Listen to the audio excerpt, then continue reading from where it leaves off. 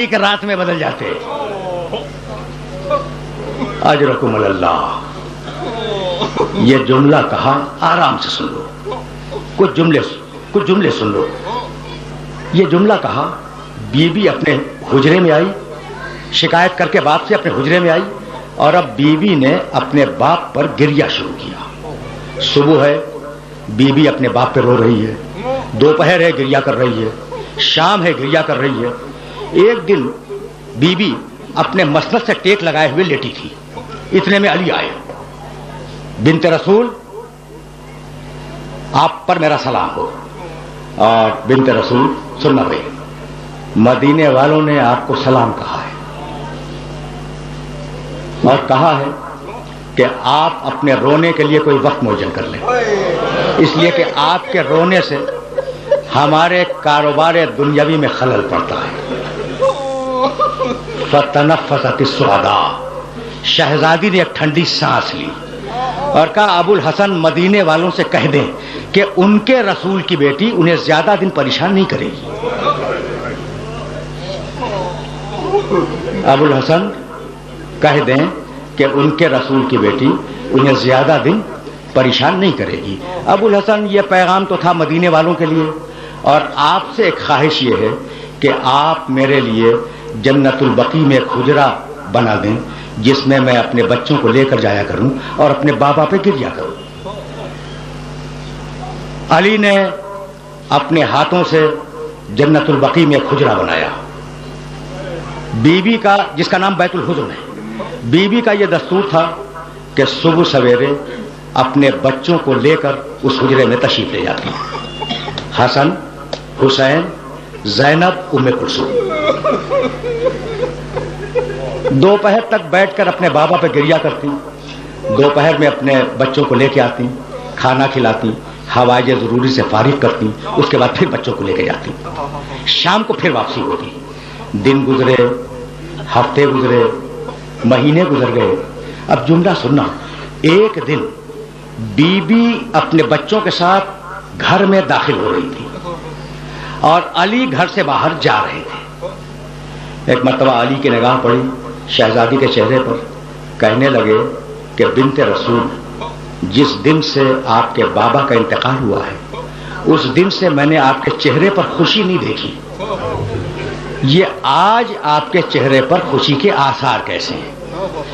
بیوی نے ٹھنڈی سانس لی اور کہا ابو الحسن کیا پوچھتے ہو, روتے روتے مجھے نیند آ گئی تھی. میرا بابا میرے خواب میں آیا, اس نے مجھے اپنے سینے سے لگایا, میرے سر پہ ہاتھ پھیرا اور کہا کہ بیٹی تیری مصیبتوں کے دن اب ختم ہو گئے. تو ابو الحسن, یہ جو تم چہرے پہ خوشی دیکھ رہے ہو یہ میرے بابا سے ملنے کی خوشی ہے. آرام آرام سے کچھ جملے سن لو. میں ظاہر ہے کہ طویل مصائب نہیں پڑھا کرتا, لیکن جب بات آ گئی ہے تو جی چاہتا ہے کہ 2 جملے شہزادی کے سلسلے میں عرض کروں اور تم سے اجازت لے لوں. یہ کہہ کر بیوی حجرے میں داخل ہوئی اور یہ کہتی ہوئی داخل ہوئی کہ ابو الحسن, میری خواہش یہ ہے کہ آج آپ میرے پاس بیٹھ جائیں تاکہ میں وصیتیں کر سکوں. علی باہر جا رہے تھے, پلٹ آئے, حجرے میں آئے, کہا ابو الحسن دونوں بچیوں کو کنیز کے حوالے کرتے ہیں تاکہ بچیاں کنیز کے ساتھ چلی جائیں, مجھے آپ سے وصیتیں کرنی ہیں. اور دونوں بیٹوں سے کہیں کہ جائیں نانا کی قبر مطہر کی زیارت کے لیے. بچیاں گئیں کنیز کے پاس, حسن و حسین گئے نانا کی قبر کی زیارت کے لیے. شہزادی نے کہا ابو الحسن دروازے کو بند کر دیں. علی نے دروازہ بند کیا, آ کر شہزادی کے پاس بیٹھ گئے. کہا بنت رسول اپنی وصیتیں بیان کریں. کہا ابو الحسن میری پہلی وصیت تو یہ ہے کہ اگر میری خدمت میں کوئی تقصیر ہو گئی ہو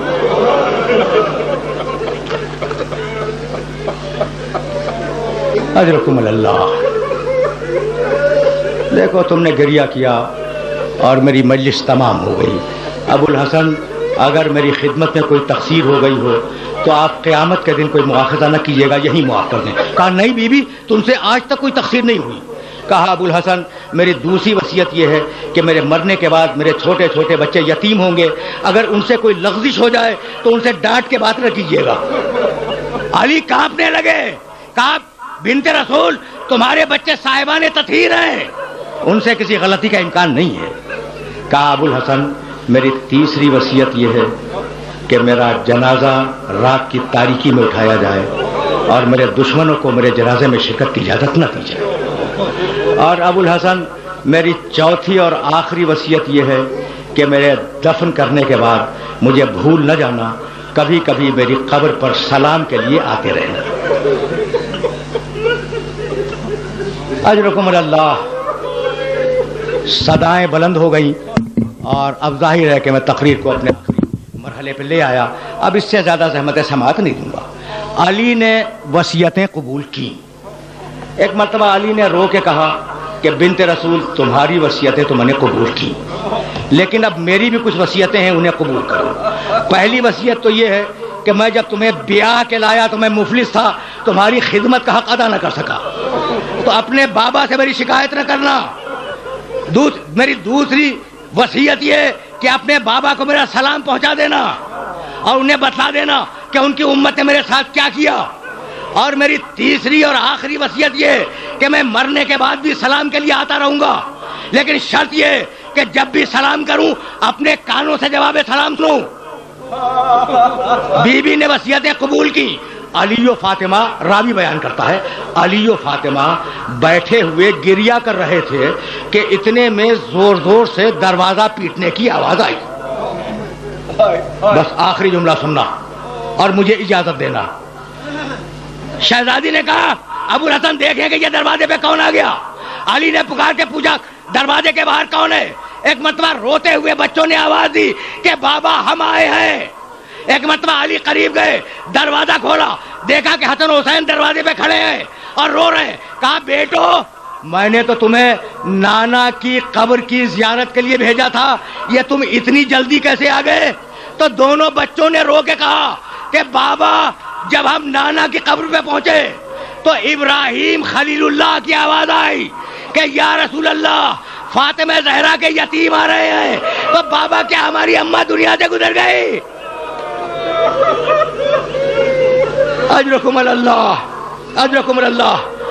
آپ نے گریہ کیا، تقریر تمام ہو گئی۔ اب آخری جملہ عرض کر رہا ہوں۔